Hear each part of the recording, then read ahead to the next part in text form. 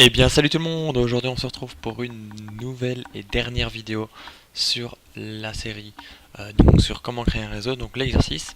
Alors aujourd'hui on va voir un schéma, donc c'est le schéma un petit peu final, donc on fait un petit peu à la fin quand on a fini toute cette manipulation. C'est le schéma système d'exploitation, donc le schéma qui n'est pas réseau, qui est uniquement axé sur les services qu'on va installer, quel rôle il a, le serveur, etc. Donc par exemple, on va faire donc pour SRV1. Alors il a comme installation donc le rôle Active Directory. Il a créé la forêt et il est serveur DNS. Et forcément, il est domaine contrôleur de genudis.it. Ses identifiants c'est administrator et password 123. Pour SRV3, on a installé le service IS, donc qui permet de créer, de publier le serveur web. Donc elle est publiée sur l'adresse 192.168.101 et 190 en accès anonyme.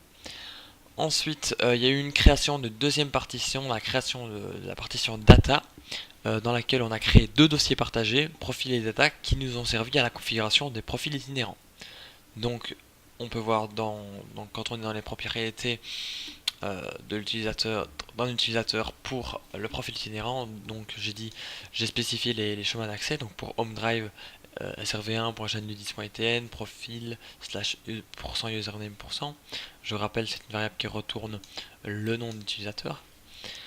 Dans le lecteur réseau, donc on choisit le lecteur réseau, là en l'occurrence j'avais choisi M, et on fait la même chose mais pour le dossier data. Ensuite on peut définir un quota de 1 GB sur la partition data, afin que les utilisateurs ne puissent pas dépasser cette limite.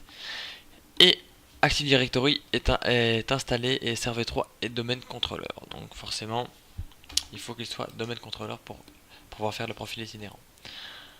Tout simplement. Alors les identifiants, donc c'est administrator, password 1, 2, 3. Alors au niveau du routeur SO, on a indiqué les routes qu'on a fait, la gateway qu'on est passé.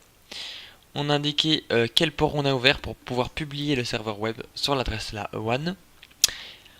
Ensuite sur Windows 7.1, donc le machine client, on peut dire qu'elle appartient en domaine et aussi qu'elle possède l'outil d'administration Active Directory, donc qui est connecté au domaine. Et enfin Windows 8.1 qui appartient aussi au domaine et qui a servi de test pour les profils itinérants.